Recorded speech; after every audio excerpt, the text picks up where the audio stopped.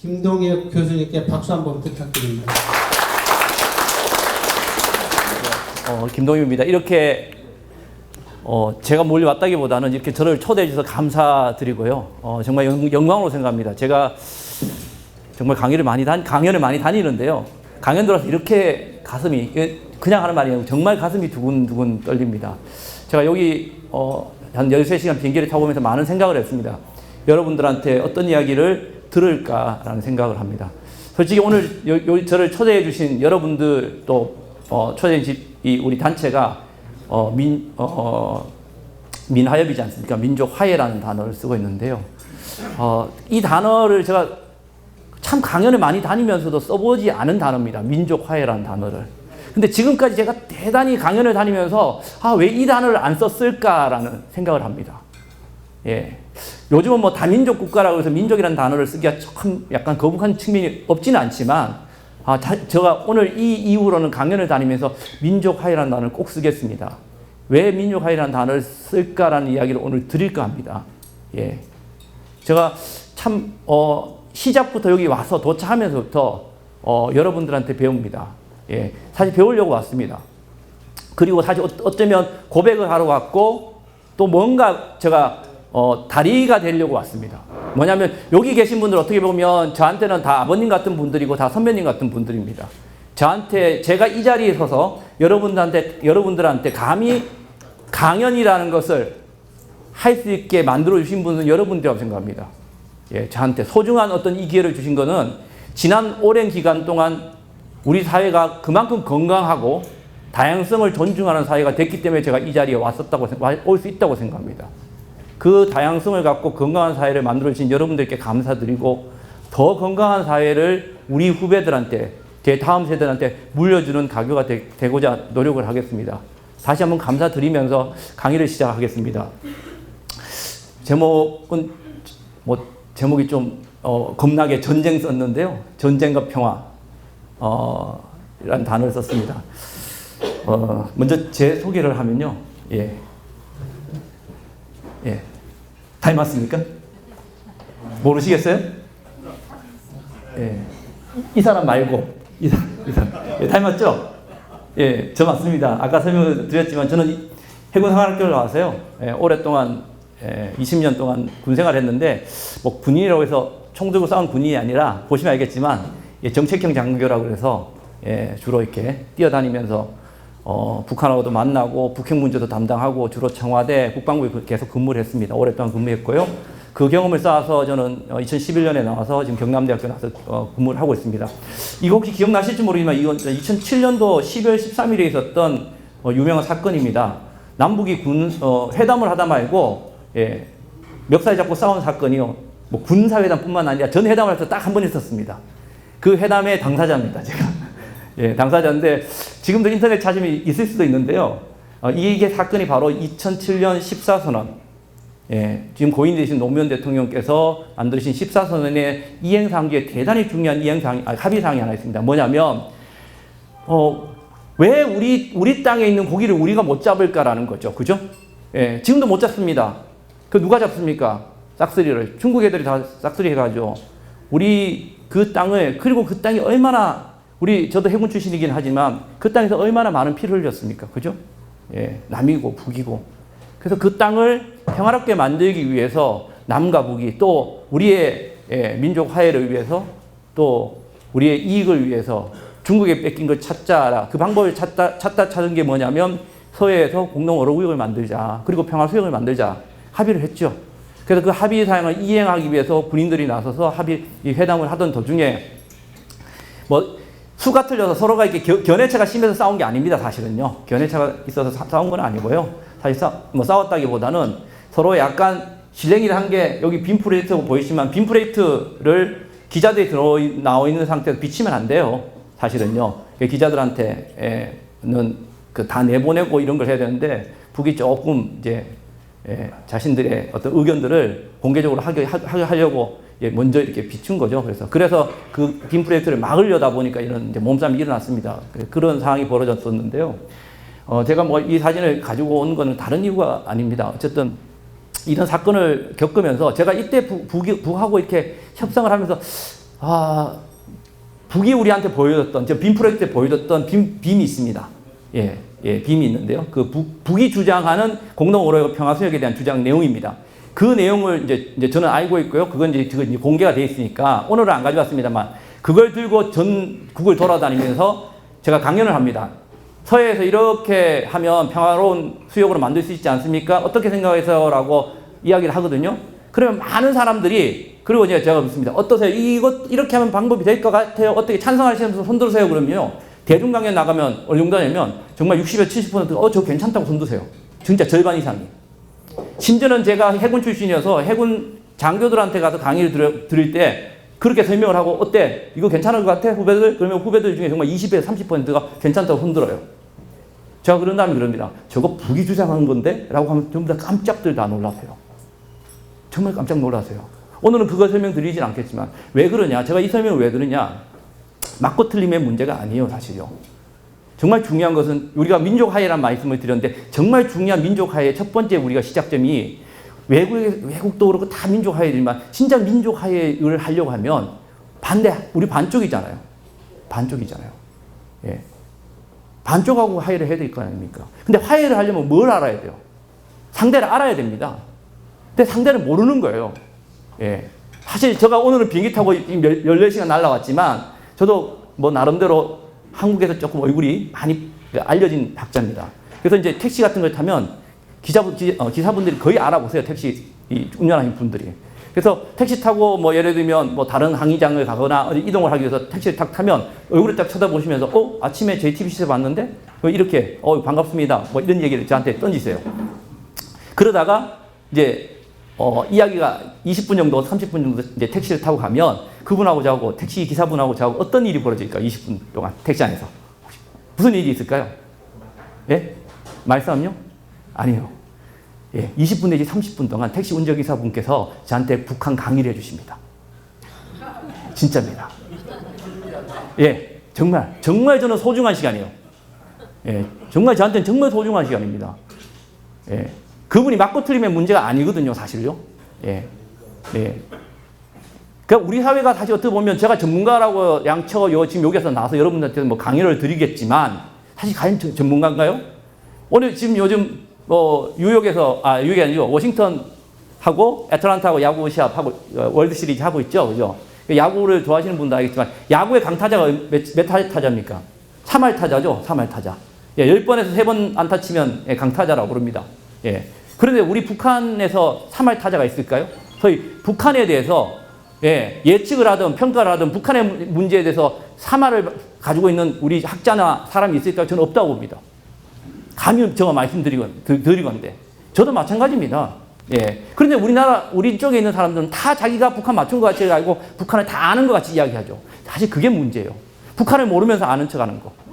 예. 북한을 잘못 알고 있는 거. 사실 이것이 어쩌면 우리가 지금까지 70년을 버텨면서 우리가 진정으로 분단을 극복하지 못하고 결국은 민족화해를 할 수 없었던 가장 큰 이유라고 생각을 해요. 예. 물론 저는 여러분들한테 꼭 말씀드리고 싶은 거 있어요. 왜냐하면 저는 여러분들이 가졌던 어떤 경험과 또 우리 선배님들, 우리 어르신들이 가졌던 소위 말해서 그 경험은 대단히 소중하게 생각합니다. 물론 여기서 6.25를 경험하신 분들도 분명히 있으실 거라고 생각하고요. 또 그것뿐만 아니고 그 이후에 어떤 방공이라는 이름 속에서 우리가 뼈저리게 느꼈던 그런 것들. 예. 그런 것들을 분명히 경험을 갖고 계신 분들이 있다고 생각합니다. 그 경험은 저는 대단히 소중하다고 저는 생각을 합니다. 예. 예. 그렇지만 그렇다고 하더라도 그게 북한의 다는 아니거든요. 이제 세상이 바뀌었어요. 어쩌면 1974년까지 국제적으로 보면 남북한의 경제력은 우리가 못 살았어요. 남북한의 경제력이 크로스된 지점, 쉽게 말하면 GNP가 크로스된 지점은 1974년도입니다.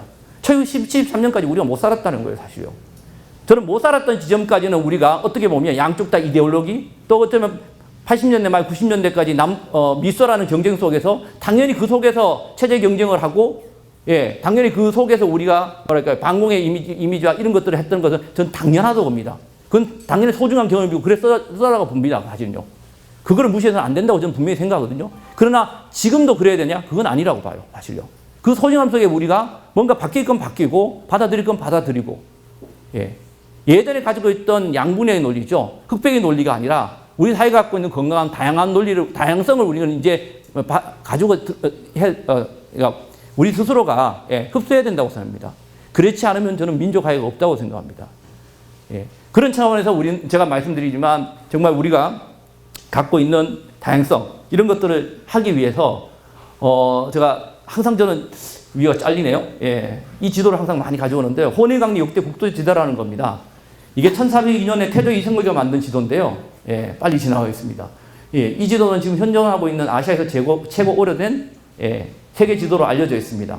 1402년대 태조 이성계가 1392년대 이 지도를 그러니까 조선이라는 나라를 만들고 난 다음에 10년 있다가 이 지도를 만들게 됐습니다. 학자들을 불러다 놓고 이 지도를 만들라고 지시했습니다. 왜 이 지도를 왜 만들었을까요? 뭐 이 지도를 놓고 보면 중국을 중심으로 해서 사실 이 당시에는 아메리카 여기 땅을 발견하기 전이니까 9대6 지도만 있죠. 1492년에 아메리카를 발견했으니까요. 아프리카만 있고 유럽 있고 중국 있고 뭐 이 지도만 놓고 보면 그다지 큰 지도는 아닌 것 같습니다. 중국 중심의 지도죠. 그런데 이때까지 지도에는요, 우리 조선반도 한반도가 없었습니다. 사실요. 대부분 세계 지도에는 조선반도가 그려져 있지 않았죠. 그 조선반도 세계 지도에다가 있던 지도에다가 이 조선반도를 그려놓은 대표적인 지도입니다. 그게 대표적으로 조선반도를 지어넣었다 그 의미를 부여하고 싶은 게 아닙니다. 저는 이 지도를 왜 태조 이성계가 1402년에 만들었느냐라는 거예요.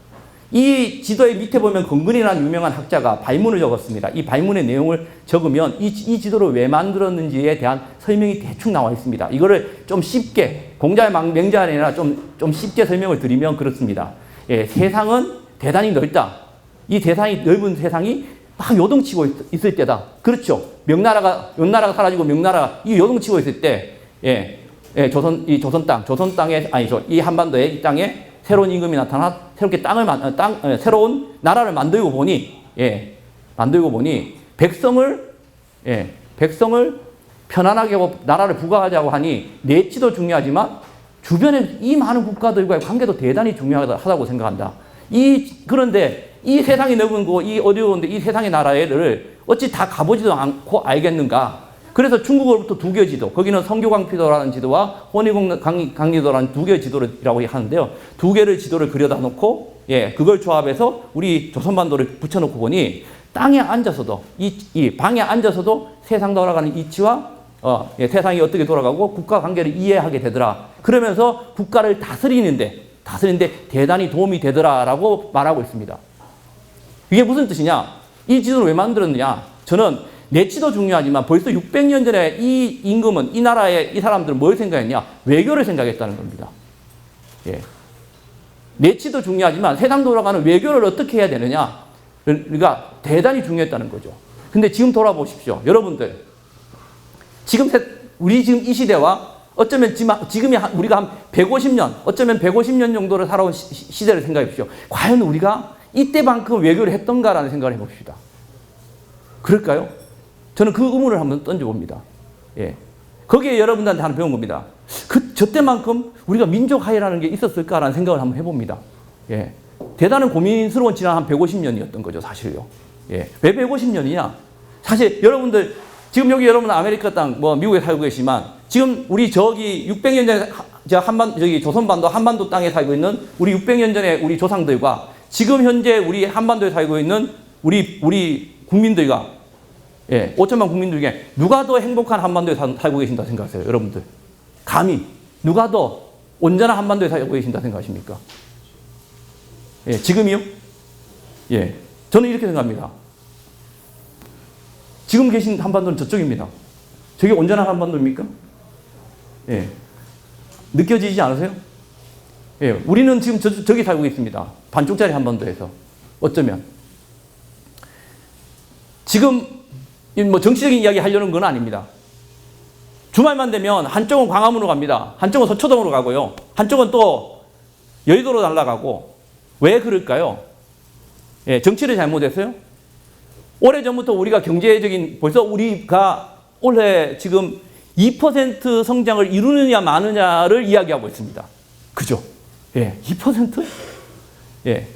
학생들은 학교보다 지금 대학생들은 어떻게 취직할까? 취준생 이야기하고 있습니다.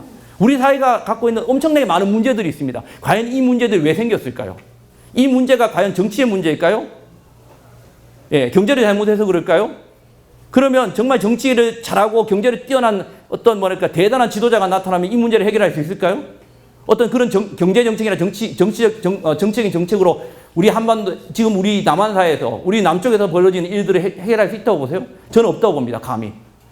예. 그걸 해결할 수 있는 방법은 딱 하나밖에 없습니다. 그 문제의 시발점은 딱 하나밖에 없습니다. 바로 분단이에요. 우리가 분단 속에 저 지도 속에 살고 있기 때문에 그런 거예요. 저 지도를 온전하게 600년짜리 지도로 돌려놓지 않으면 우리 세대, 다음 세대, 그 다음 세대도 똑같이 살아야 될 수밖에 없어요. 예, 저는요.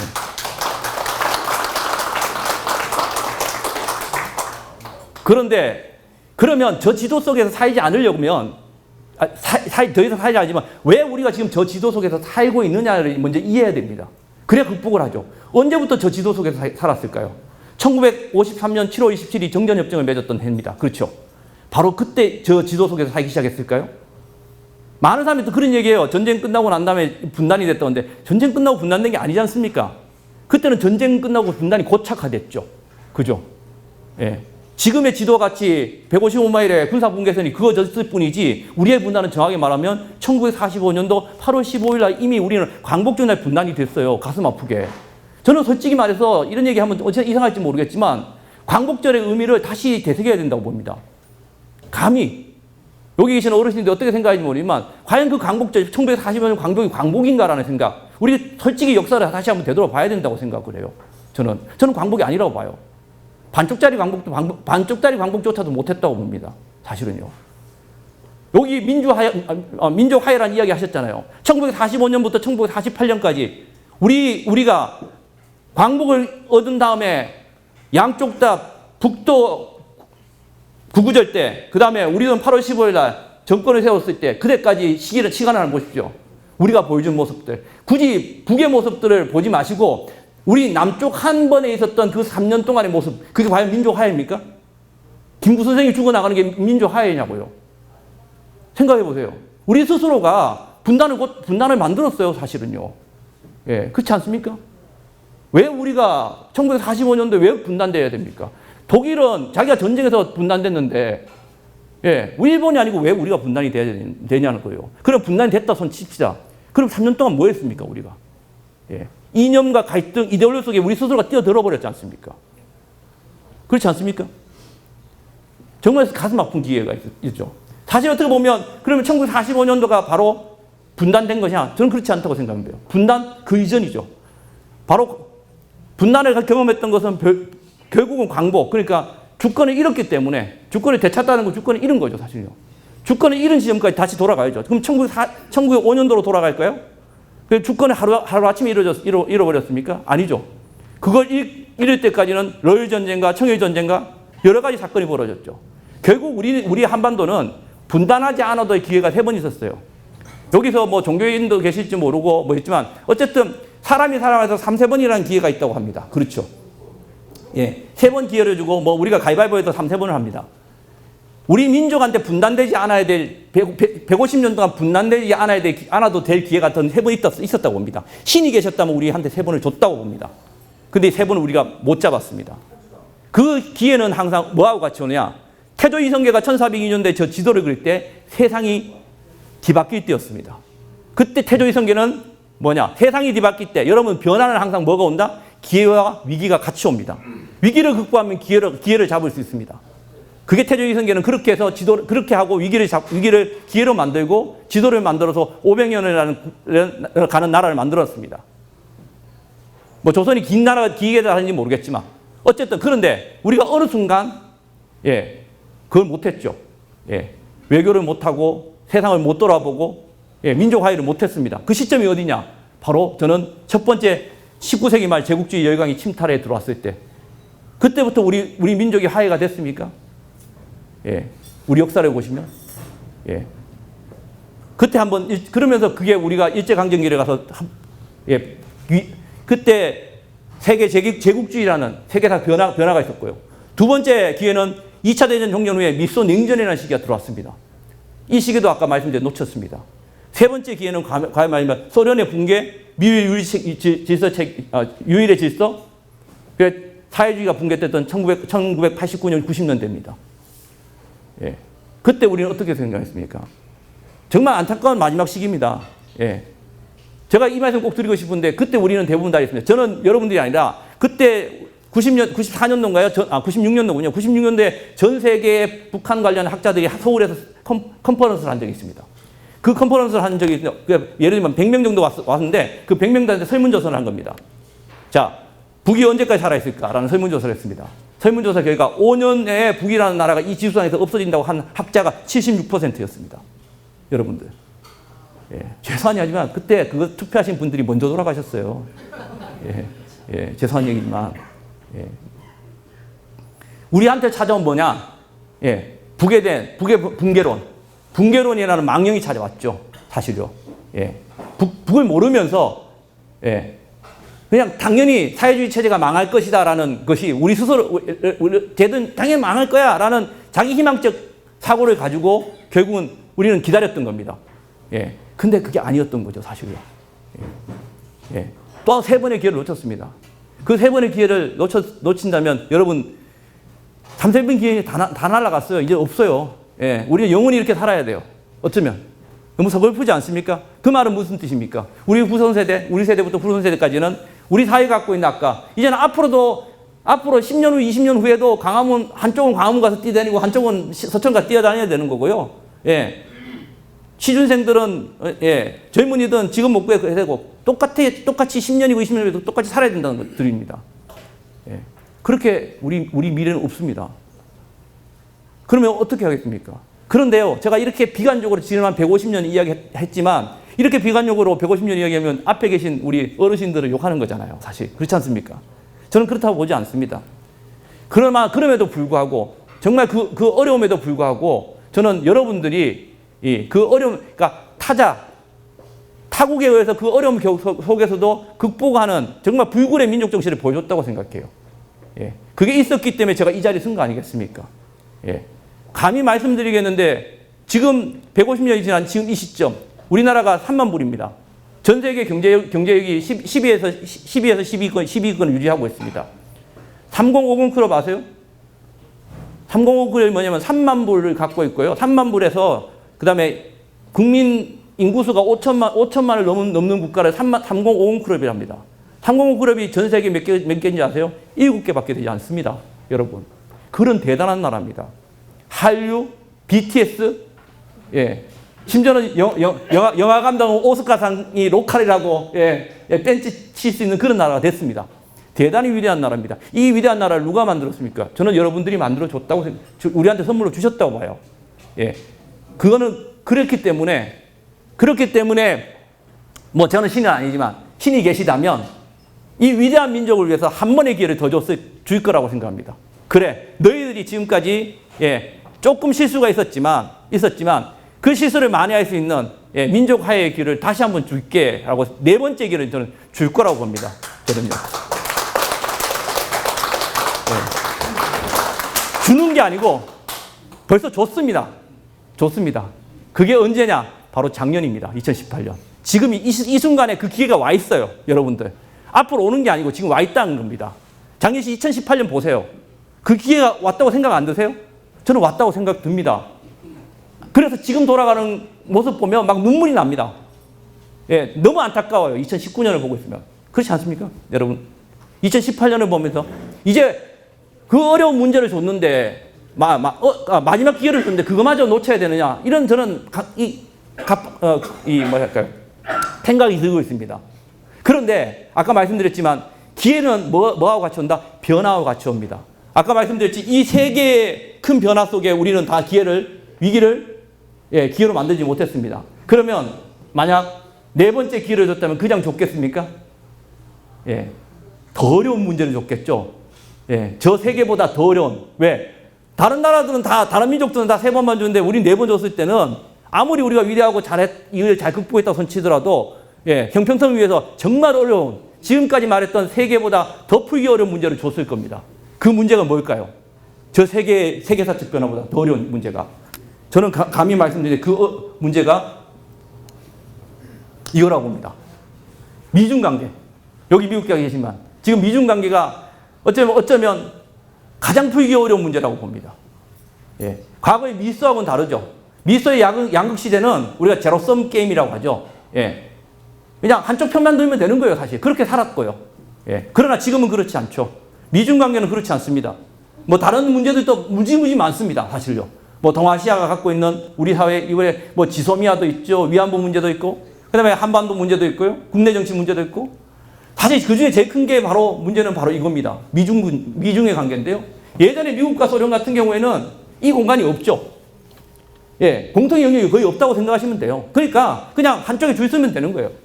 그런데 지금은 미국과 중국은 이 중간에 공통의 공역이 있습니다. 그러니까 예전에 미소는 갈등과 대립이었다면 지금의 미중은 갈등과 대립이 아니라 상호우정과 협력도 같이 하면서 하는 거예요.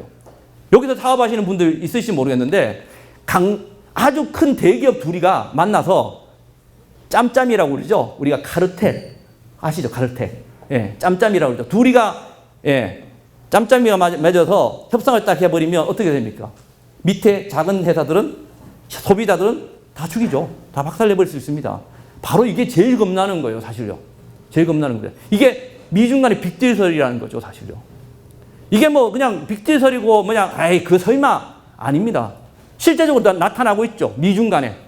한반도 문제와 북핵 문제와 한반도의 비핵화와 한반도 평화체제 문제가 모든 것이 지금 뭐랄까 그게 왜 안 돼? 심지어는 한반도 문제뿐만 아니라 호르무즈 해협에 있는 무슨 예를 들어서 파병 문제 전 세계에서 벌어지는 일들을 다 끝까지 이야기하면 그래서 미중 관계 때문에 미중 관계가 모든 것을 흡수해버리는 블랙홀이 되어버렸죠. 정말 무서운 겁니다. 이 관계 속에서 우리가 살아남아야 되는 겁니다. 지금까지 우리가 갖고 있었던 세 번의 파도는 파도도 아니라는 거죠. 지금 밀려오는 파도는 보통 쓰나미가 아닙니다. 이걸 어떻게 우리가 파도를 잘 타서 극복해서 갈 것인가의 문제인데요. 과연 이 문제를 어떻게 해가야 될까요? 아까 말씀을 드렸지만 이거는 우리 사회가 단순히 하나의 문제가 아니라 미중 패러독스뿐만 아니라 아시아, 그러니까 역설이라고 하죠. 아시아 이런 한반도 문제가 세계가 다 엉켜 있습니다. 이 엉켜 있는 문제를 보면 우리가 통상 이야기해서 삼중 딜레마라고 이야기합니다. 무슨 뜻이냐면 많은 학자들이나 많은 사람들이 이렇게 합니다. 이렇게 얘기합니다. 미국과의 관계를 유지하려고 하면 중국과의 관계가 안 되고 또 또 미국과의 관계되면 남북 관계가 안 되고 남북 관계 잘 되면 미국이 삐지고 그러니까 소위 말해서 이런 관계라는 거죠. 그러니까 어떤 것들은 이 상대 남북 관계 잘 되면 미국하고 관계가 약해질 수밖에 없고 이런 되게 딜레마의 관계가 있다는 거죠. 서로가 깎아먹는. 근데 저는 이렇게 생각합니다. 우리가 왜 이걸 항상 딜레마라고 생각하고 포기를 하느냐는 거예요. 저는 이게 세 가지가 분명히 말씀드리지만 삼중 딜레마가 아니라 삼각성장, 트라이앵글러스라고 해서 이 세 가지가 항상 선순환적으로 돌아갈 수 있다고 저는 분명히 믿습니다.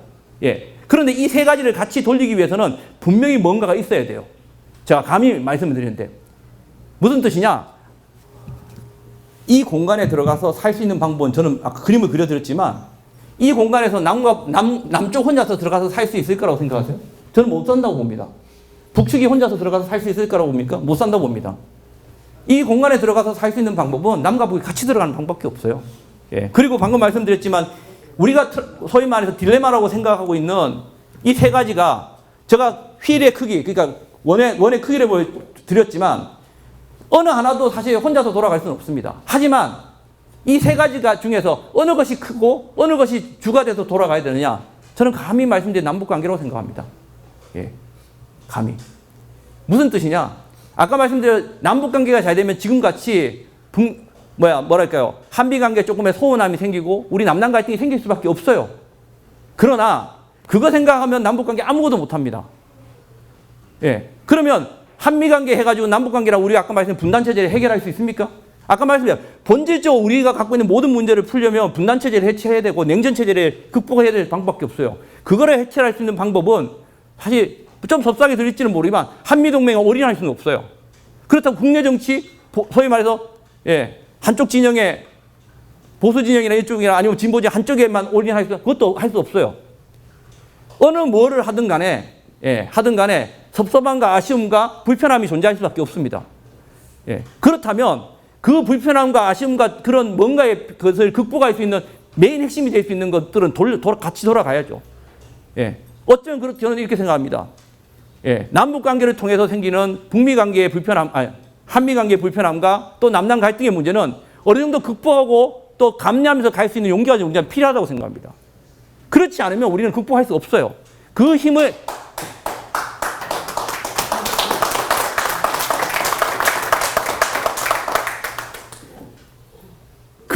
그 힘을 보여주는 게 바로 뭐라고 생각하냐면, 제가 고민했지, 그 힘을 어떻게 보여주지? 라는 고민을 했던 해답을 찾은 게 바로 내자예요.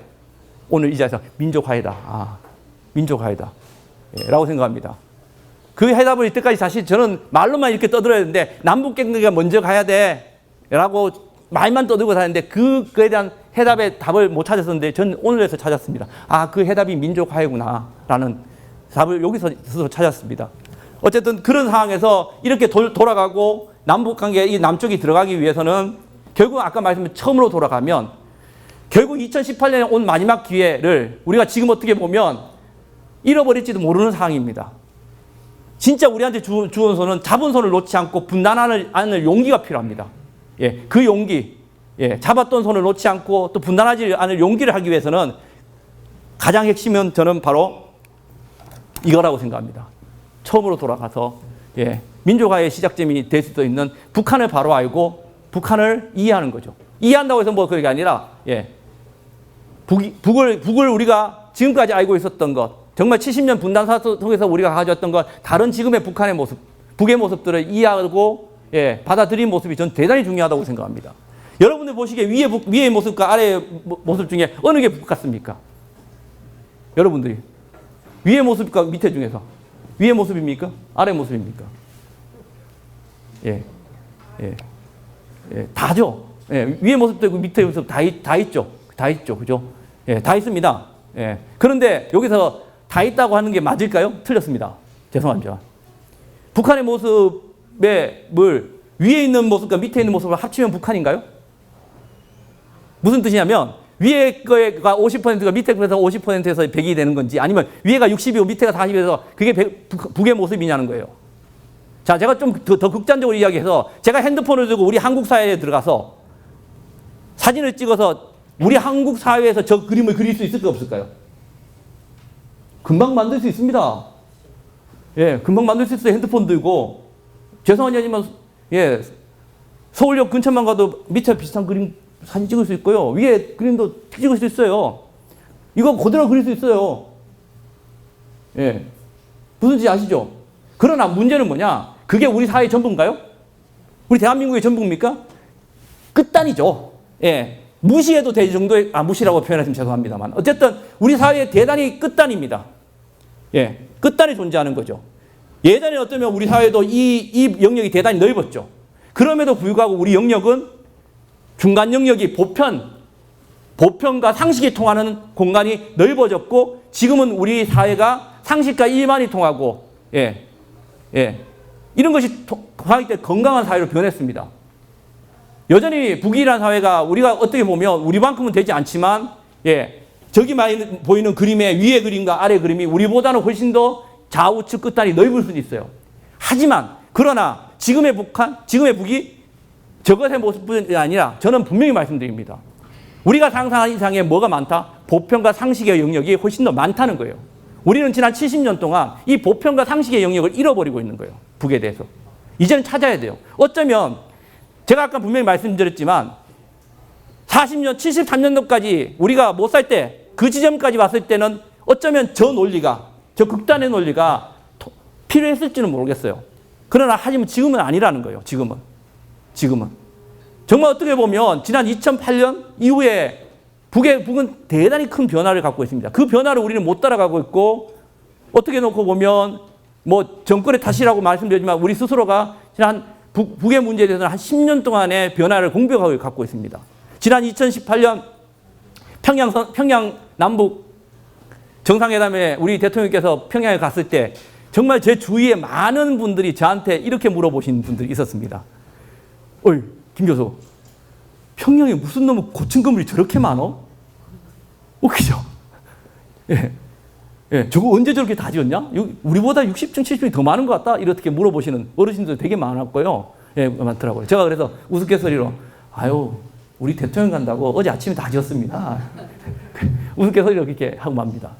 과연 그럴까요? 여러분들 뭐 여기 계신 뭐 그 사이에도 주로 들어가신 분들은 알겠지만 2012년, 13년 들어가 보신 분들은 이미 알 겁니다. 이미 그때부터 예, 그 소위 말해서 우리가 뭐 장관 거리가 어떻고 과학자 거리가 어떻고 이런 것들이 다 예, 돼 있었다는 것. 예. 이미 그런 것들이 지금 뭐 심지어 평양뿐만 아니라 바깥쪽까지 지금 확대되고 있습니다. 뭐 이것이 뭐 좋은 발전이 어쨌든 북이 우리가 갖고 있는 생각과는 완전히 다른 예, 그것이 다른 모습으로 가고 있습니다. 뭐 또리 장군은 아실 거고 예, 용감한 고수전 씨는 모르시죠? 저건 아세요? 저거는 보신 분 없으시죠? 예, 저거는 예, 북측에서 나온 만화이기 때문에 그렇습니다. 예. 근데 내용이 똑같아요, 사실은요. 예. 이쪽 왼쪽 또리 장군은 너무 잘 아시겠죠? 뭐 노래도 제가 또리 장군 나가신다 길을 켜라. 저는 저거 어릴 때 보고 자랐기 때문에요. 저 내용은 그렇습니다. 뭐 평화로운 동물 마을에 예, 돼지하고 뭐 늑대아들이 나타나가지고 예, 못 살게 보니까 또리 장군이 나타나서 예, 늑대와 돼지를 때려잡았다. 뭐 이런 내용이죠. 반대로 저 용감 고슴도치는 이것도 마찬가지죠. 평화로운 동물 마을에 갑자기 승냥이들이 나타나가지고 예, 너구리 승냥이들이 나타나서 괴롭히니까 예, 작지만 용감한 고슴도치가 나타나서 예, 승냥이를 때려잡았다 내용입니다. 내용 똑같잖아요. 내용 똑같죠, 사실은요. 예. 근데 제가 말씀드리고 싶은 건 그 내용 이야기 아니라 과연 우리가 지금 1953년도 7월 27일 군사분계선을 만들고 지금 완전히 분단이 고착가 됐다고 분단이 고착가 되고 지금 이렇게 됐다는데 지난 72여 년 동안 67년 됐죠. 67년 동안 과연 이 군사분계선이 나누어 놓은 것이 뭐냐는 거예요. 예. 땅덩어리 지도를 나눴죠. 땅덩어리를 갈라놓은 건 맞죠. 당연히 갈라놓았죠. 아무도 건너갈 수 없으니까. 땅덩어리를 갈라놓았습니다. 그리고 제도를 달리했고 또 여기 계신 분들 대부분까지 포함해서 이제는 북에 계신 분들이나 남에 계신 분들 같은 교육체계에서 교육받으신 분은 없죠. 거의. 없죠. 예. 예. 그 다음에 같은 제도 속에 사시는 분들 거의 없지 않습니까? 그게 일제치하이든 어쨌든 간에. 예. 지금은 거의 대부분 다 이제 살아계신 분들은 북하고 같이 공동적인 문화나 공동적인 규범이나 제도 속에 사신 분 없습니다. 사실은요. 자, 예. 결국은 군사분계선이 다른 건 땅과 제도뿐만 아닙니다. 진짜 중요한 것은 아까 말씀드렸지만 이 그림에서 보지만 마음이에요, 사실요. 예. 마음입니다. 어떻게 놓고 보면 군사분계선 철책은 그러니까 철책은 뜯어내면 됩니다. 제도와 법규는요, 나중에 제도와 법규도 제도적으로 바꾸면 됩니다. 예. 지키라고 하면 됩니다, 법은요. 그런데 진짜 중요한 것은 바로 저겁니다. 마음의 분단은 어떻게 나눌 건데요? 어떻게? 마음의 분단을 어떻게 지어나갈 겁니까? 예. 그 문제가 우리가 지금 고민해야 되고, 지금 우리가 해야 될 일이요. 그게 민족화의 그러니까 그렇게 하기 위해서는 가장 중요한 것이 저는요, 바로 북을 우리가 어떻게 바로 볼 것인가거든요. 이건 다 아시죠? 얼마나 위생실, 화장실, 눈썹목, 마스카라, 도넛, 문지기는 골키파죠, 그죠? 살까기는 아시죠? 예, 다이어트입니다. 예. 예. 모서리 주기, 코너킥이라고 아시는 분들이 되게 많은데 코너킥 아닙니다. 그건 모서리 착입니다. 예. 예. 모서리 주기 이거 아시는 분 없더라고요. 왕따입니다, 왕따. 예. 그래 첨단기술봉사소 이거는 예, PC방입니다. 예. 오른쪽에 있는 게 사실 어떻게 보면 그겁니다. 우리로 치면 은어가 아니에요. 그냥 일상생활 실제 표준어예요, 표준어. 예. 평양 표준어입니다, 사실요. 저도 이제 대학교에서 이제 북한어를 가리키는 교수고 학생들한테 수업을 하지만 학생들한테 일주일에 100페이지 되는 북의 원전들을 나눠주거든요. 나눠주면 학생들이 미쳐버리라고 합니다. 차라리 영어 읽는 게 편하지. 예. 그 정도로 독해하기 어려워요, 사실요. 네. 그러니까 기자들이나 우리가 언론 같은 경우에 북에서 뭐라고 이야기하면 잘못된 기사가 막 나오는 겁니다. 내면적으로 어떤 단어나 이런 것들을 생전 듣도 보도 못한 것들이 나오고 하니까, 예. 그러니까 독해가 안 되는 거예요, 사실은요. 그러니까 북에 대한 북이 왜 저 이야기를 하고 이런 건지 정확하게 의도를 파악을 못 하는 거예요, 사실요. 예. 자, 뭐, 이거 북을 어떻게 볼 것인가. 이건 넘어가겠습니다. 어쨌든 북을 아까 말씀드렸듯이, 그러니까 우리가 미친, 나쁜, 불쌍한 이야기를 하는데요. 이거는 세 가지 의미, 이런 이야기를 합니다. 북한의 행동, 그러니까 북이 미사일 쏘거나, 최근 미사일 쏘거나 뭐 핵실험을 하는 것을 보고 여러분들 북이 핵실험을 했습니다. 핵실험하면 자막으로 뜹니다. 북의 어디 뭐 영역 어디서 핵실험은 뭐 인공지진 발생 딱 떴습니다. 예, 자막을 딱 보시면 주변에 뭐 식사를 같이 하고 있다거나 많은 사람이 계셨는데 그 딱 자막 보면 선생님들 입에서나 아니면 주변에서 제일 먼저 귀에 들어오는 소리가 뭐겠습니까? 단어가 미친, 예, 단어죠. 제일 미친, 예, 미친이라는 단어가 제일 먼저 나옵니다. 근데 제가 언어적으로 좀 장난을 쳐보면 여기 뭐 변호사나 법률가 계신지 모르겠지만 미친 사람이 사람을 죽이면 감옥서 갑니까? 안 갑니다. 진짜 미친 사람이 사람을 죽이면 법률적으로 제재를 강하는 게 아니라 정신병원으로 가는 거죠, 사실요. 의학적으로 제재를 강하는 거죠. 아니, 북한테 미쳤다고 이야기하면서 북한테 제재를 간다고 제재 문제가 해결됩니까? 앞뒤가 안 맞잖아요, 사실 어떻게 보면. 예, 언어적으로 제가 장난을 치면 그렇습니다. 근데 더 중요한 것은 뭐 북에게 미쳤다고 해서 뭐 법률적으로 그러니까 면죄부를 줬다는 게 중요한 게 아니라 미친 행동에는 의도가 없습니다. 미친 행동에 이유가 뭐가 있습니까? 그냥 미친 행동뿐이고. 두 번째, 미친 행동은 뭐를 못한다? 예측을 못합니다. 언제 어떤 일이 벌어질지 모르죠. 예측을 할 수 없고 의도가 없다는 건 뭐를 못한다? 대응을 할 수 없다는 거예요. 솔직히 딱 깨놓고 이야기 드려서 지난 북핵 문제가 30년째 불거진 이후에 지금까지 북이 6번의 핵실험을 하고 다 했어요. 그 북이 왜 그랬을까? 한 번도 우리가 심사숙고하고 고민을 해봤냐는 거예요, 사실요. 그들이 과연 무슨 생각을 하고 저걸 했을까? 그냥 미쳤다고 생각하고 나쁜 놈이라고 생각만 했지, 진짜 저희들이 뭘 간절히 바라고 뭘 했는지 생각을 했다는 거예요. 해본 적이 있냐는 거예요. 저는 감히 그런 생각을 진짜 우리가 꼼꼼하게 해봤다면 해법을 찾을 수 있다고 봅니다. 그 생각을 못 했던 거죠, 사실요. 속은 시원하겠죠. 예. 감히. 그러면 나쁜이라는 거? 나쁜도 마찬가지입니다. 뭐 여러분들 사회에 뭐 전과시범되는 나쁜 뭐 사람이 있다고 칩시다. 예. 갑자기 전과시범이 여러분들 마을에 왔어요. 그럼 여러분들 걱정하시겠죠. 가족도 걱정하시고 뭐 이런 사람들 다 걱정되시겠죠. 근데 그 전과시범이 어느 날 갑자기 길거리에 서 있다가 길 거는 그 동네 할아버지가 무거운 짐을 들고 갔는데 그 무거운 짐을 딱 집었습니다. 예. 선생님 왜 집었을 것 같아요? 그 전과시범이. 예, 들어주려고요. 예, 그러니까 대단히 그러니까 선량하신 분이시죠. 예. 훔치려고 했을 수도 있잖아요. 아닌가요? 정답이 아니라 어쨌든 중요한 건 뭐냐? 그 행동이 훔치려고 했는 건지 도와주려는 건지 모른다가 답이에요. 그게 모른다가 답이에요, 사실요. 근데 우리는 대부분 이렇게 이야기하죠. 작년에 북이 2018년 신년사에 이런 이야기를 합니다. 북이 이런 얘기를 하죠. 평창 올림픽에 참가하겠다고 참 발표를 한다, 그날입니다. 1월 1일에 했습니다. 그리고 마지막에 뭐라고 하냐면 남쪽하고 대화를 제의해서 남쪽하고 대화하자라고 해요. 미국하고는 대화를 이야기를 안 하고 남쪽하고 대화하자고 평창 올림픽에 하겠다. 그 다음날 1월 1일 날 우리 신문에 북이 왜 평창 올림픽에 오려고 하고 왜 미국이 아니라 남쪽한테만 대화를 제의해야 되는가에 대한 해석 기사가 떴습니다. 대부분 뭐라고 했는지 아세요? 뭐라고 평가를 했는지. 예.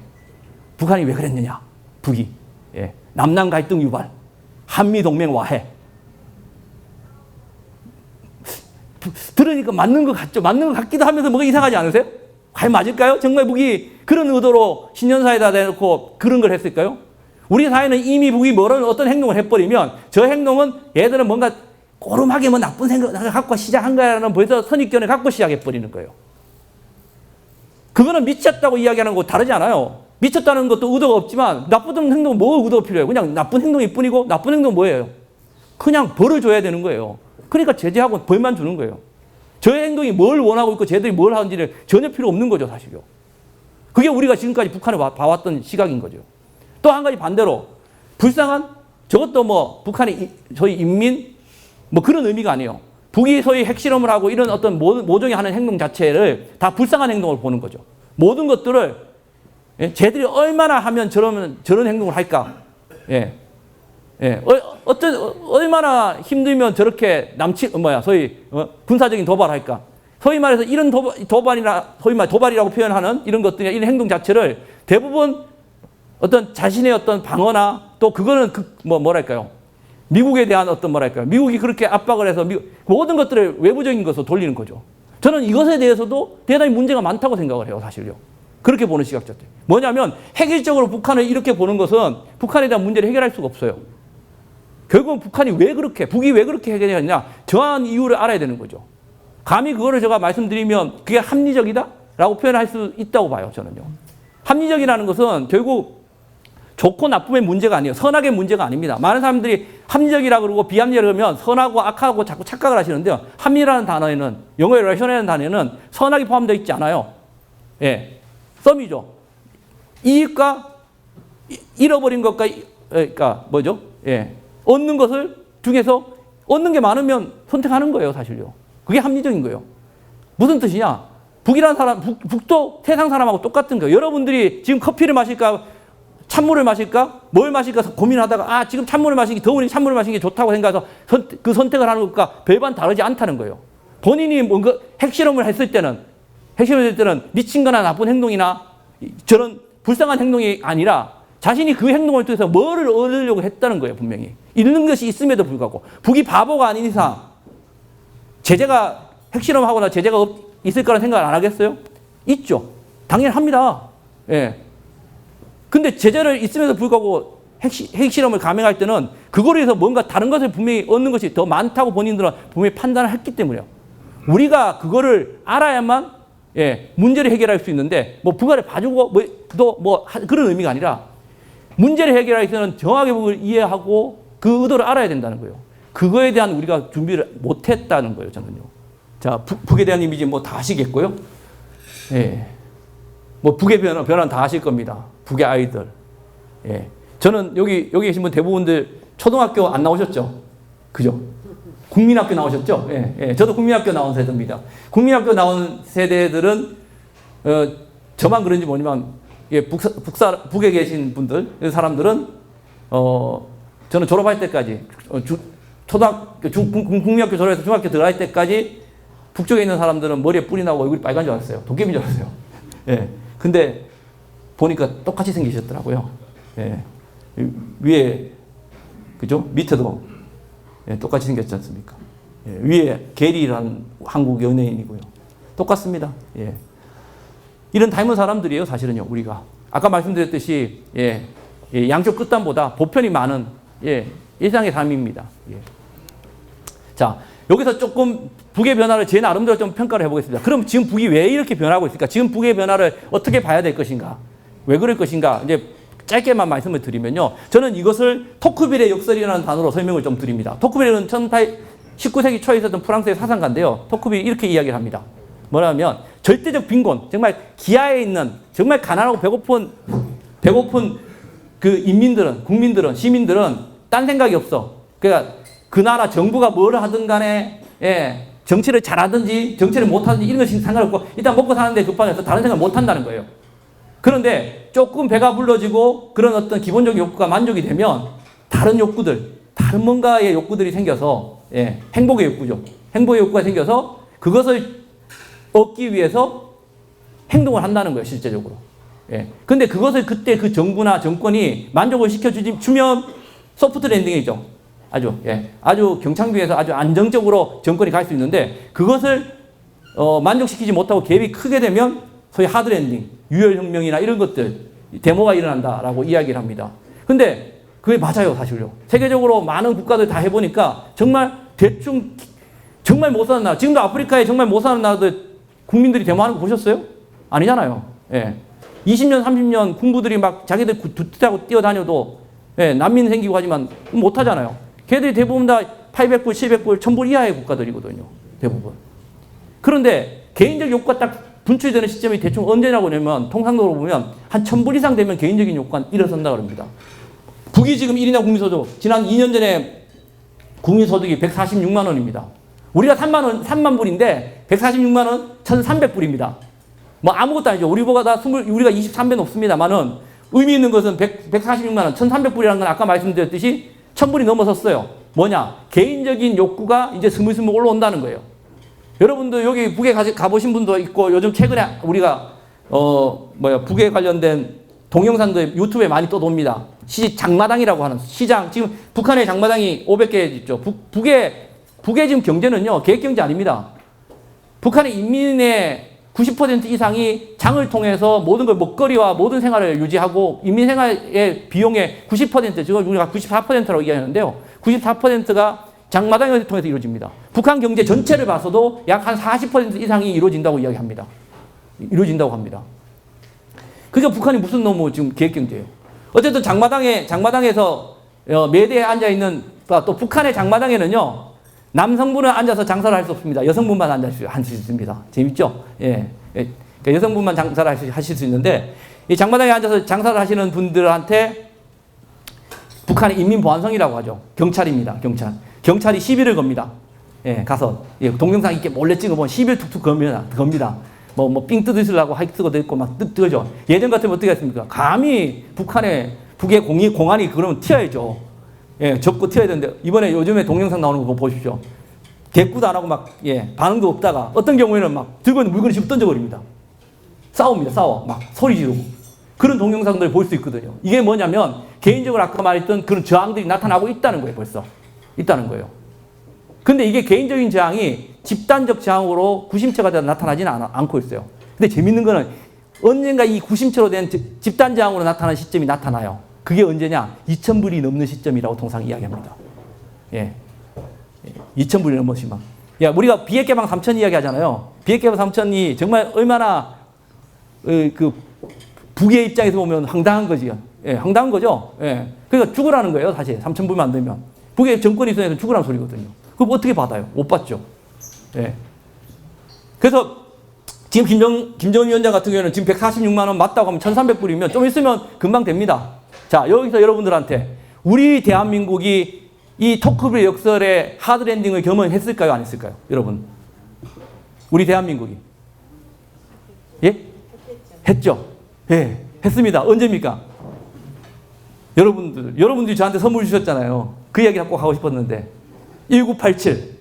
1987년입니다. 바로 우리가 전후에 1953년도 우리가 전쟁이 끝났을 때 우리 1인당 국민소득이 64불이었습니다. 전 세계 160개 중에서 159등이었습니다. 우리나라가. 그러던 나라가 10년, 20년, 30년 산업화, 경제화를 거치면서 1980년대를 거치면서 1,000불을 넘어섰고 드디어 2,000불을 넘어섰습니다. 그런데 그러면 어떻게 됩니까? 예, 스물스물 뭐가 나오죠? 예, 뭔가 다른 욕구가 나오죠. 그 욕구가 과연 뭐였을까요? 우리 국민들이 갖고 있던 욕구. 바로 민주. 바로 민주에 대한 욕구였습니다. 예. 그 민주에 대한 욕구가 분출이 됐고, 그 당시에 정치 체계, 군부 이런 거에 대한 민주에 대한 욕구가 터졌습니다. 그게 터졌죠. 그래서 86년, 7년에 거치면서 우리가 민주화 혁명을 통해서 우리가 걷어냈습니다. 그때 우리가 시작했던 1986년 우리가 1인당 국민소득이 얼마인지 아세요? 2,460불입니다. 인터넷 찾아보세요. 2,460불입니다. 역사는 거짓말하지 않아요, 사실요. 저는 여기서 이거하고 상관없는 얘기를 하나 말씀드리면 그때 우리가 민주라는 가치를 우리 여기 민주평통 가셨나요? 제가 대단히 좋아하는 단어가 민주평통이에요. 그 민주평통을 좋아하는 게 아니라 민주, 평화, 통일을 되게 좋아해요. 되게 좋아합니다. 예, 이거는요, 우리나라 대한민국의 3단계 통일방안도 연관이 됐고, 대단히 우리나라의 모든 것 가치가 연결되어 있어요. 근데, 아까 말씀드렸죠. 우리가 민주라는 가치를, 우리가 지향해야 하는 민주라는 가치를 벌써 우리가 잡은 게 언제냐면 87년도. 앞에 계신 여러분들이 그 가치를 저희 세대들한테 감히 말씀드려 선물을 주셨다고 생각을 합니다. 1987년. 지금부터 30년도 넘게 넘기 전에 앞으로도 우리 대한민국의 이 소중히 지켜나가야 될, 통일이 되든 지켜나가야 될 소중한 가치로서 민주를 저희들한테, 세대들한테 선물을 주셨다고 봅니다. 그런데 지난 30년 동안 민주란 가치를 받은 우리 세대가, 여러분들의 다음 세대가 그 다음 세대들한테 넘겨줘야 될 우리 국가적 아젠다와 국가의 소중한 가치를 설정하고 갖는가에 대한 의문을 던지는 겁니다. 과연 있었나요? 민주 다음에 지난 30년 동안 구체적으로 없었다는 거예요. 우리의 소원은 통일? 이야기는 했지만 그 통일이 아까 말씀드렸지만 87년도 그렇고 난 다음에 89년, 90년도 사회주의 붕괴하고 난 다음에 뭐죠? 붕괴론이 나오면서 그 허무맹랑한 통일론만 나온 거예요, 사실. 허무맹랑한. 사실은요. 저는 그래서 제가 아까 말씀드렸으니까 이 자리가 여러분들한테 와서 반성과 또 다음 세대들한테 뭔가 하고 싶은 이야기를 하고 싶었다고. 무슨 뜻이냐? 여러분들이 저한테 주신, 저희 세대한테 주신 소중한 민주적인 가치를, 대한 고마움을 이야기하면서 다음 세대들한테 넘겨줄 새로운 아젠다와 새로운 길, 새로운 목표점, 지향점을 지난 30년 동안 우리 세대는 하나도 한 거 없이 여러분들이 주신 민주라는 것만 얻어먹고 혜택만 얻어먹고 우리가 산 게 아닌가라는 반성을 합니다. 예. 정말 저는 가슴 아파요. 정말 좀 늦었지만 지금 이 순간 저는 우리 사회가 이제 늦었지만 민주라는 가치 다음에 통일이라는 지향점을 가기 위해서 중간에 우리가 분명히 뭔가 가야 되는 분명히 가치가 있다고 생각합니다. 분명히요. 그 가치가 과연 뭘까라는 고민을 해보면 그건 당연한 겁니다. 결국 북 같은 경우에는 이렇게 가겠죠. 그럼 북은 뭐 지금 사실 어떻게 보면 북이 지금 뭐 얼마 전에도 여름에도 미사일을 많이 쐈습니다. 그죠? 이런 미사일을 막 쐈습니다. 그죠? 북이 이렇게 미사일 쏘고 이런 것들에 대해서 많은 사람들이 이렇게 얘기합니다. 뭐 저거를 도발이다 아니다 이거는 뭐 사람마다 차이가 있다고 봅니다만은 저것이 저는 과연 이렇게 생각합니다. 저게 과연 우리 남쪽을 위협하고 미국에 협상하기 전에 미국한테 뭐 양보를 얻어내기 위해서 미국을 협박하는 거다? 저는 그렇게 보지 않아요. 저는 그렇게 보지 않습니다. 협박한다고 협박이 들어서 미국도 아니고 그렇잖아요. 바보가 김정은이 바보입니까? 김정은 위원장이? 그렇게 한다고? 되게 전략적입니다. 예. 저는 그건 오르거지 정말 90% 이상 대내용이라고 봅니다. 북한 내부용이라고 봅니다. 예, 심지어는 엊그저께 김정은 위원장이 말 타고 백두산에서 백마 타고 갔던 것이나 심지어는 엊그저께 정말 가슴 아픈 일인데요. 지금 금강산을 다 때려 부시라고 했잖아요. 철거하라고. 그거조차도 저는 상당 부분 대내적 메시지가 강하다고 저는 생각하는 사람입니다. 왜 그러냐? 뭐 100%는 아니지만 너무 우리가 북이 하는 어떤 행동이나 이런 것들을 너무 대외적인 메시지로 너무 생각을 하고 해석을 하는 경우가 있습니다. 근데 대단히 이거는 잘못된 생각이라고 보거든요. 어쨌든 북이 오히려 이런 것들을 통해서 북이 지금 현재 인민들 아까 말씀드렸지만 이제는 소위 말해서 머리가 굵어가는 인민들한테 안심하고 경제 생활에 매진할 수 있는 환경을 제공하는 게 가장 우선이라고 봐요, 사실은요. 지난 2018년은 북이 평창에 오고 남쪽에 매달렸던 가장 큰 이유, 우리를 믿으면서 정상회담에 갔던 가장 큰 이유는 저는 다른 이유가 없다고 봐요. 군사도 이런 문제도 있지만 가장 중요한 게 사실 북한의 인민이에요, 사실. 인민의 변화가 가장 크다고 봐요. 그 인민의 변화를 어떻게 만족시켜 줄 것인가, 그것이 저는 정답이라고 보거든요. 여러분들이 사실 북한의 지도라고 생각하시고 합리적으로 생각해 보세요. 그게 맞거든요, 사실요. 그러니까 그런 것들을 우리가 어떻게 정확하게 보고 그런 것들에 대한 대비책을 아니면 방안을 만들어 갈 것인가라는 겁니다. 자, 북이 이렇게 막 미사일을 쐈습니다. 여기서 겁나는 이야기를 하나 해야 되겠는데요. 주제와 관련되니까요. 이제 뭐 많은 분들이 이런 얘기합니다. 북이 핵을 사용할 수 있느냐 없느냐 얘기를 합니다. 북이 핵을 사용할 수 있느냐 없느냐, 어떤 쪽에서 사용할 수 있다, 사실 없다 그러는데요.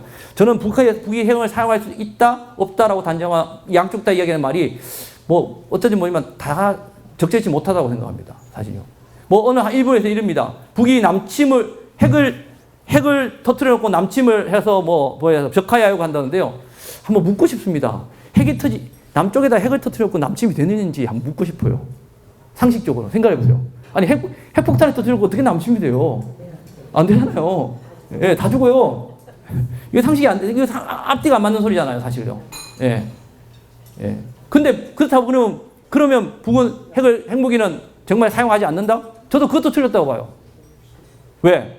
지 죽을 것 같으면 쓰죠. 그 말은 뭐냐? 핵을 쓴다 안 쓴다의 문제가 아니라 핵을 쓰지 못하게 만들고 핵을 안 쓰는 환경을 만들어주는 게 중요한 거죠, 사실요.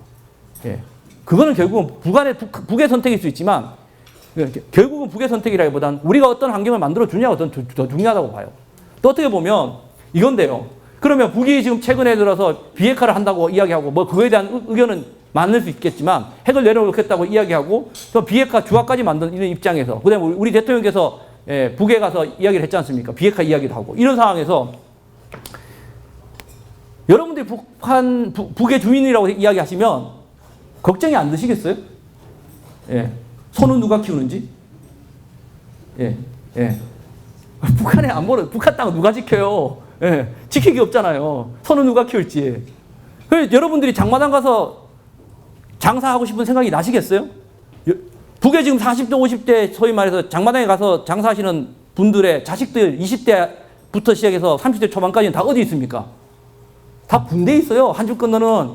아니 자기 새끼 다 군대 보내놓고 자기 아들이 어떻게 될지도 모르는데 장사가 맛이 나냐는 거예요. 안 나죠. 예. 그게 사실 상식적인 거예요. 그러면 최고 지도자 입장에서는 뭐 해야겠어요? 작년 4월 20일 날 북한 김정은 위원장이 이렇게 했습니다. 이때까지 군사로 매진하던 병진 노선, 군사 우선 노선을 제외하고 모든 것을 이제 경제로 돌리겠다고 했습니다.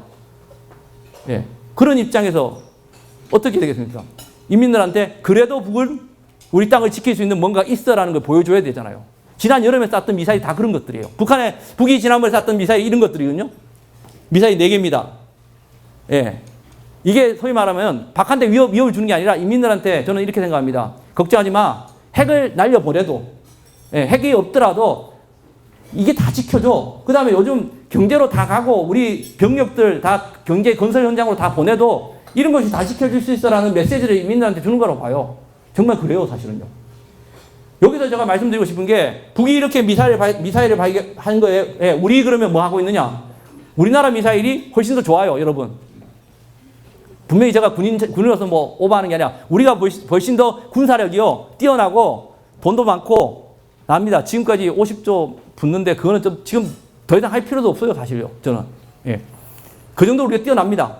근데 여기서 중요한 거는 뭐냐? 북에서 미사일 100개 쏘고 우리가 100개 쏜다고 생각해 봅시다. 예. 북에 몇 개 맞겠습니까? 북은 뭐 미사일 디펜스 뭐 하는 체제가 없어요. 100발 쏘면 100발 다 맞아요. 아마 우리 불발탄 5개 빼고 다 맞을 겁니다. 95발 평양에 다 떨어질 겁니다. 그럼 우리가 북에서 날라오는 미사일 우리나라 몇 발 맞을까요? 뭐 예? 한 방도 안 맞아요. 아니에요. 많이 맞아요. 제발 그래 한 발도 안 맞았으면 좋겠습니다. 진짜 그랬으면 진짜 소원이 없는데요.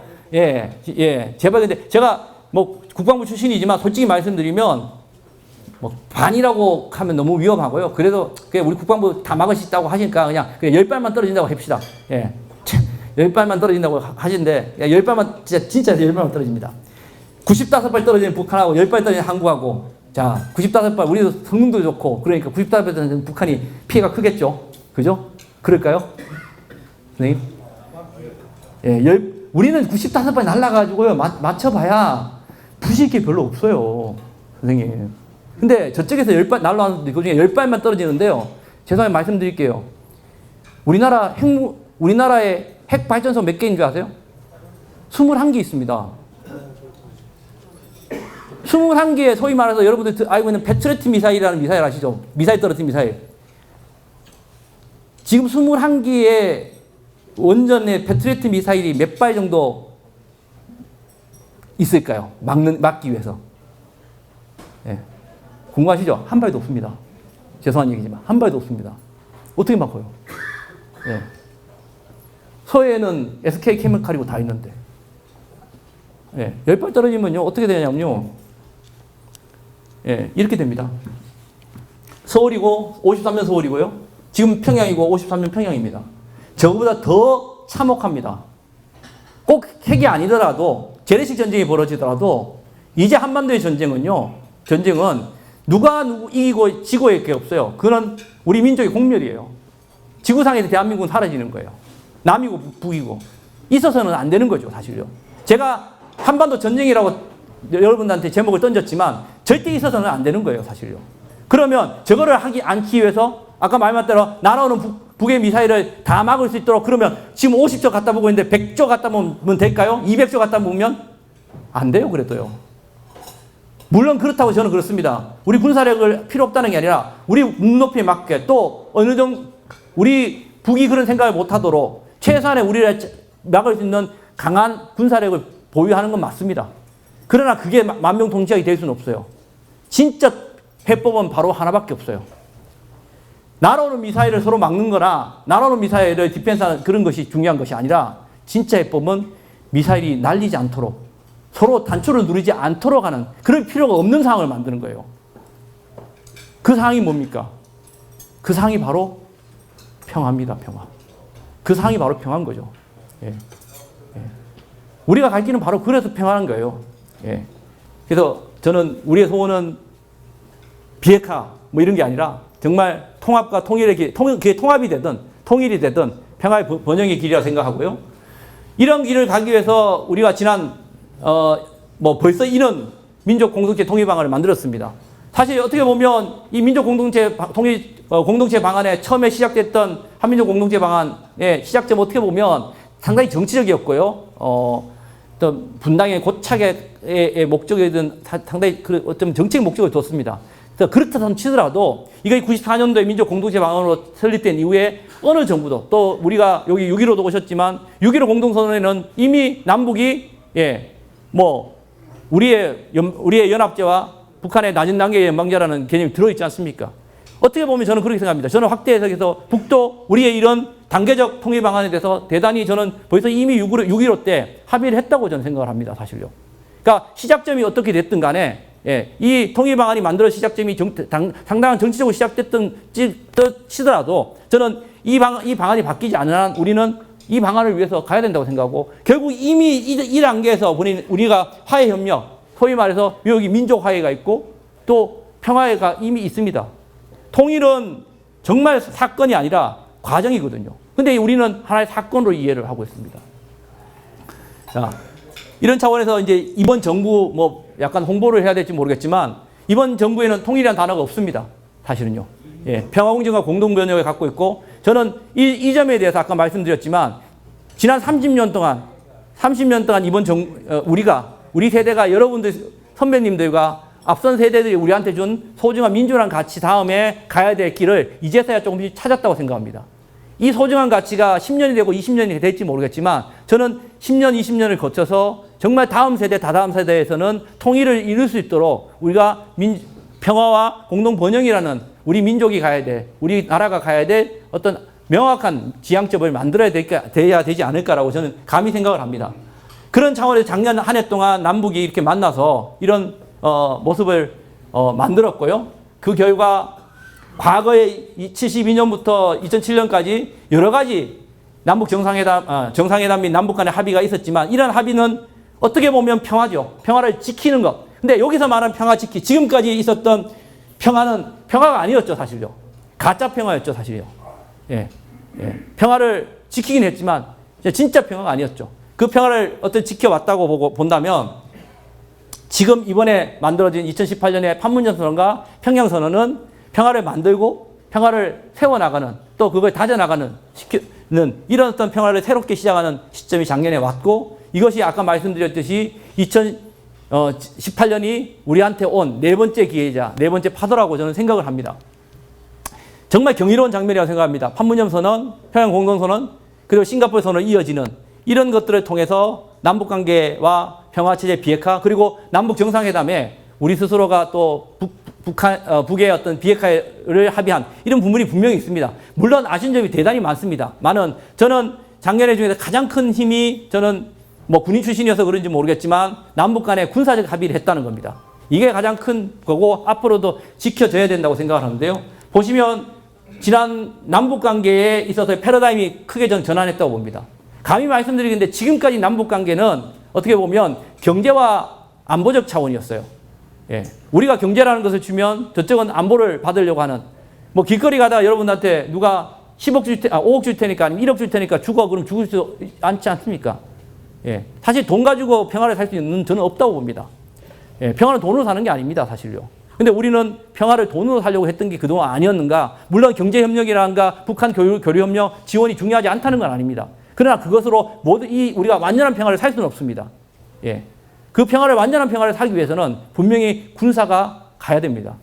결국 여러분들 정전협정을 평화협정을 바꿔야만 우리가 평화체제로 바뀌죠. 정전협정을 평화협정을 바꾸려면 정전협정을 준수해야 됩니다. 준수하지도 않는 정전협정을 어떻게 평화협정을 바꿉니까? 정전협정 1조가 뭡니까? 1조. 남북은 군사분계선 좌우 2km를 비무장지도를 한다. 1조부터 지켜지지 않는데 어떻게 우리가 평화체제로 갑니까? 북한한테 돈 주고 야 2km 뒤로 밀어집니까? 돈으로는 안 된다는 거예요. 결국 우리가 평화체제를 만들고 한반도 평화를 하기 위해서는 돈이 아니라 진짜 군사적인 문제, 안보적인 문제로 접근해야 됩니다. 그것이 이번 정부 지난 한 해에 이 군사적인 문제를 먼저 치고 나가지 않으면 근본적으로 문제를 해결할 수 없다는 어떤 패러다임의 전환이 분명히 있었습니다. 그걸 가지고 갔었고요. 그래서 작년에 이런 모습들이 벌어졌습니다. 그런데 대단히 안타깝게도 지금 이것들이 다 중지되어 있습니다. 예, 예, 북핵 문제는 좀 너무 오늘 거기까지 가면 안 돼서요.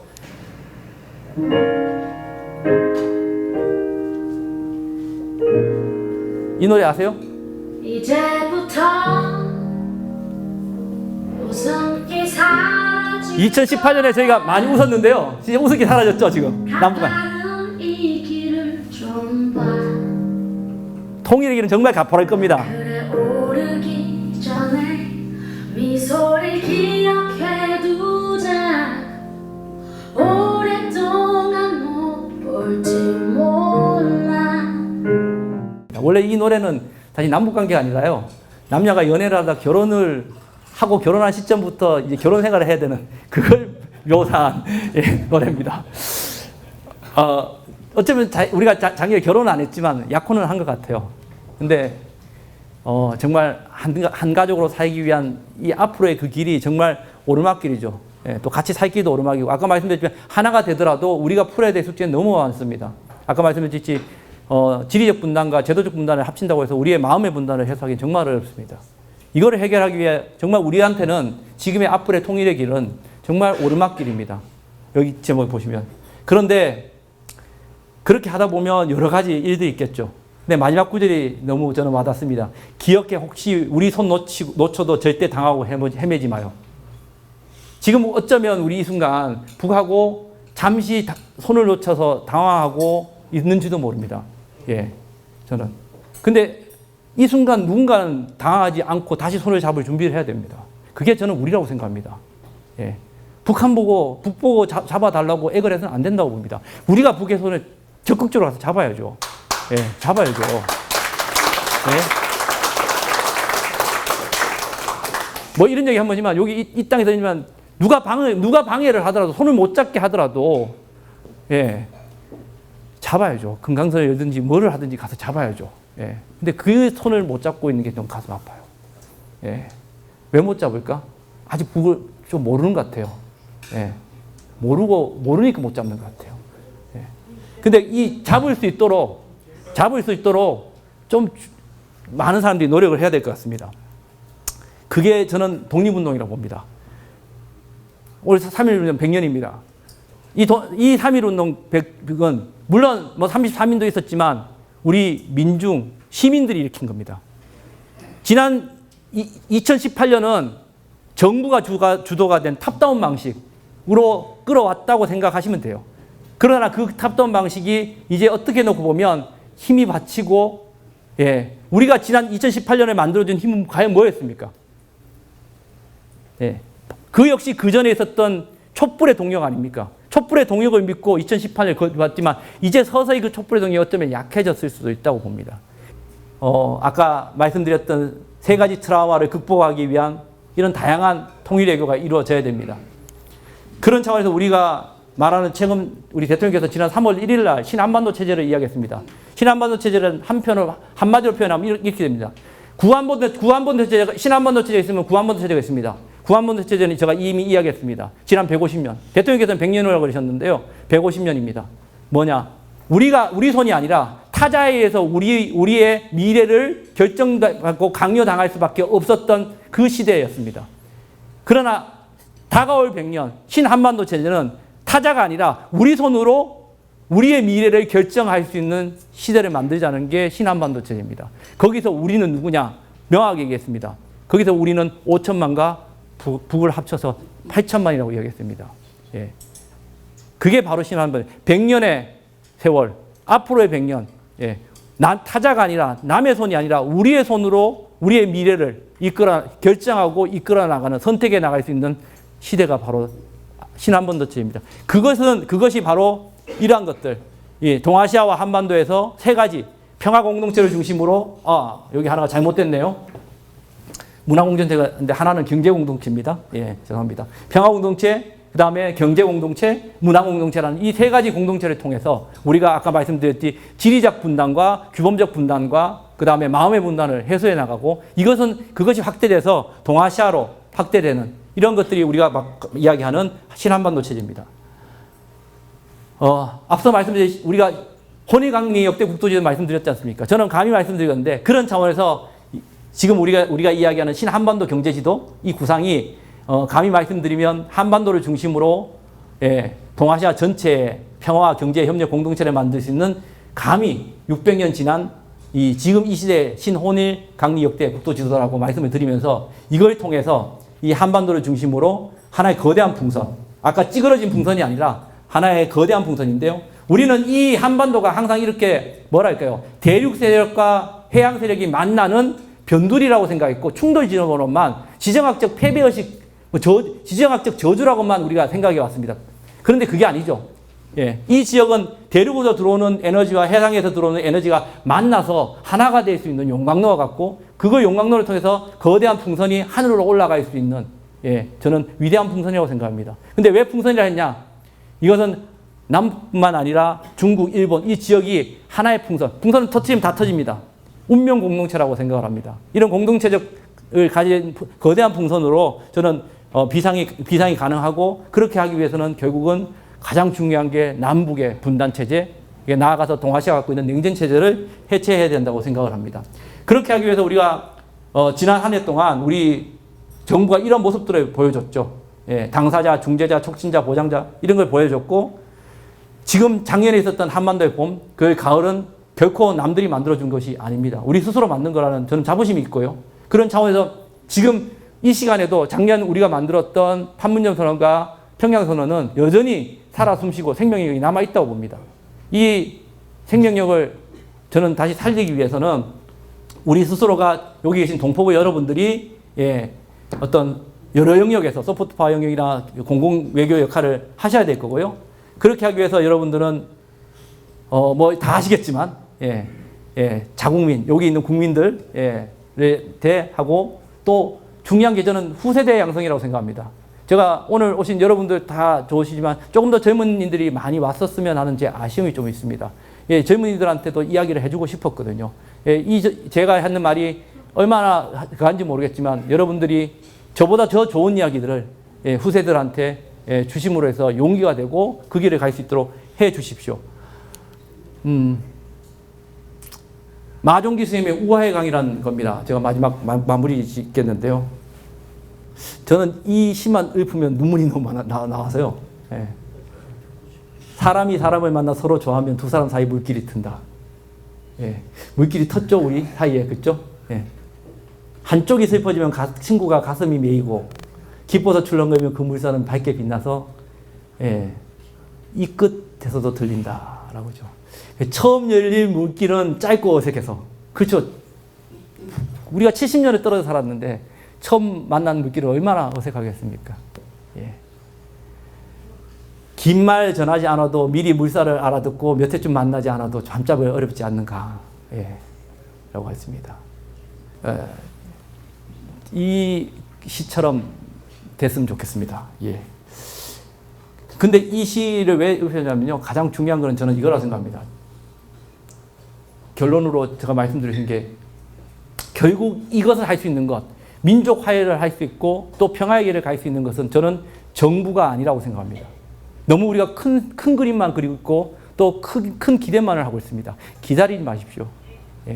작은 걸로 만들어 갈 수 있다고 생각합니다. 결국 우리가 이곳을 갈 수 있는 것은 결국 정부가 아니라 저는 사람의 힘이라고 생각합니다. 과거에 바이트의 길이라고 이 바이트 3국 에스토니아, 라트비아, 리투아니아가 600만 인구의 3분의 1인 200만이 나와서 독소조약이 맺어졌던 1939년이죠. 50주년 되는 8월 23일 날 각 수도 3개를 이은 620km 띠를 만들었습니다. 이게 바이트의 띠라는 유명한 기네스북에 올라온 띠입니다. 물론 이게 때문에 뭐 그러니까 독립을 했다는 건 아니지만 이 국가는 이후에 세계 국가 다 독립을 했습니다. 저는 이렇게 생각합니다. 우리가 갖고 있는 분단선은 다른 어떤 것이 아니라 아까 말한 제도적인 분단, 지리적 분단도 중요하지만 마음의 분단도 있습니다. 이 모든 것들, 우리 마음에 있는 이 분단선까지 포함해서 이 분단선은 결국 사람이 넘나들면 흐려지고 사람이 만나면 지워진다고 생각합니다. 우리가 너무 많은 것들을 정부한테 바라는 것보다 우리 스스로가 여기 계신 분들이 기회가 되실 때마다 사람을 만나고 북을 만나고 이 기회를 통해서 만나서 우리 마음에 있는 또 실제 있는 분단선을 우리의 나눔의 선을 흐리고 지어주시기 바랍니다. 예, 그게 저는 작은 평화라고 생각합니다. 소확평이라고 하는데요. 예, 무라카미 하루키의 소확행이라는 예, 작지만 확실한 행복을 대신해서 평자로 고쳤습니다. 예, 여러분들 사람 하나하나, 우리 여러분들 하나하나가 만드는 평화가 저는 예, 평화의 시작이고 예, 그 사람이 곧 평화이고 경제이자 통일로 가는 길이라고 생각합니다. 예, 감사합니다. 예.